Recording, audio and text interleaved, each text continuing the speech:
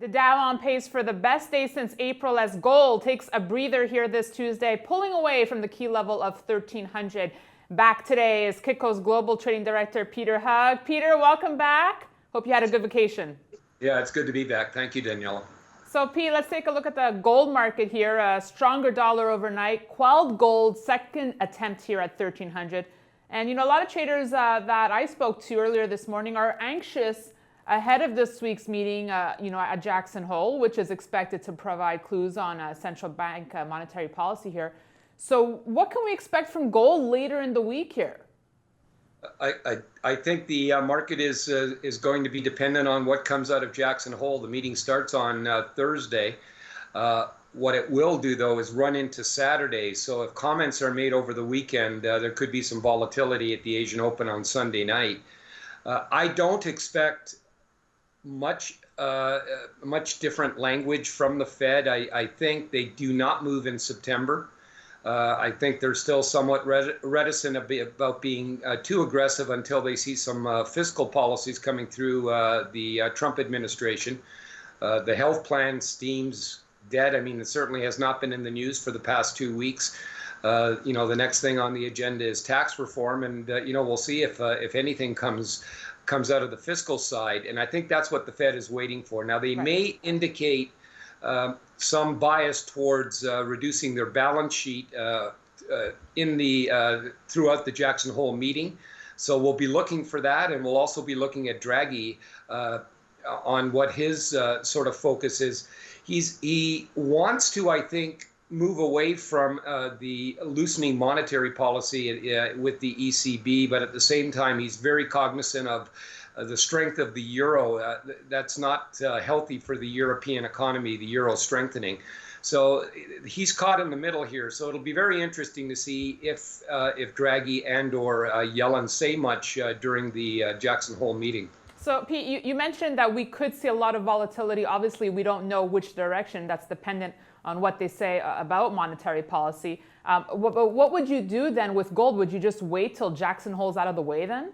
Well, I'd be a little nervous here. I think the market is skewed to the long side, again, based on some of the equity market weakness over the past week. We've had a rebound today.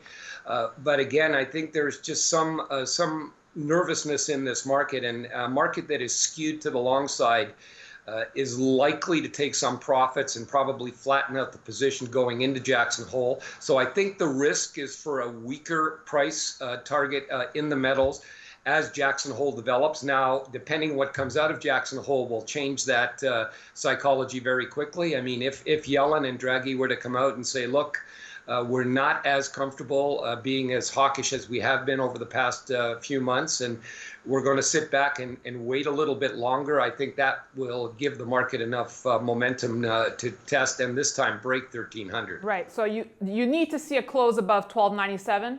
Well, 1297, I think from a technical perspective, I think brings in 1300 and a break up through it. But if you're long this market, and I think most of the book is long this market, it wouldn't surprise me if they took some off the table. And we're in August. It's very thin volume.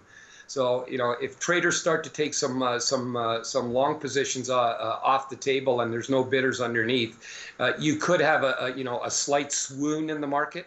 But I think any dip here should continue to be bought. I am not at all convinced that the Trump administration can deliver on its promises.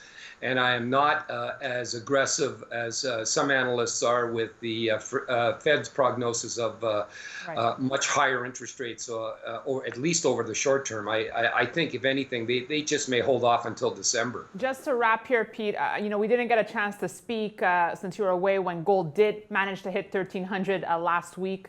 A lot of viewers are frustrated here that gold can't hold 1300. Were you frustrated with the metal, or is it just more of the same here for you? How do you see it? Well, I got a call from one of the larger financial newspapers in the U.S. Asking me that same question. You have to expect that at 1300, the figure, we've had some trouble getting through that there's going to be some profit taking. So, the drop from 1300 back into the low 1280s, Nothing abnormal about that drop. The fact that 1282 held now twice and, we're back trading at 1287 indicates that there's still underlying demand for this market. Once gold breaks 1300, it's going to have to stay above it. And, I need gold once it gets through 1300, if that's the next move. I need gold to establish itself around 1322. And that to me would indicate you would start to see fund inflow coming in at those levels. But at 1300, it's just a natural reaction based on past performance that the market's going to take some profits. And again, we're in a very thin period of time here in August. There's not a lot of players around. So it doesn't take a lot, to move a market $10 or $15 in a thin market. And I think that's what happened when gold first tested 1300 last week. Peter Hug of Kitco Metals, good catching up with you. Thanks so much for joining us. Pleasure. Thank you. And thanks for watching this edition of the Gold Report. We'll be back tomorrow.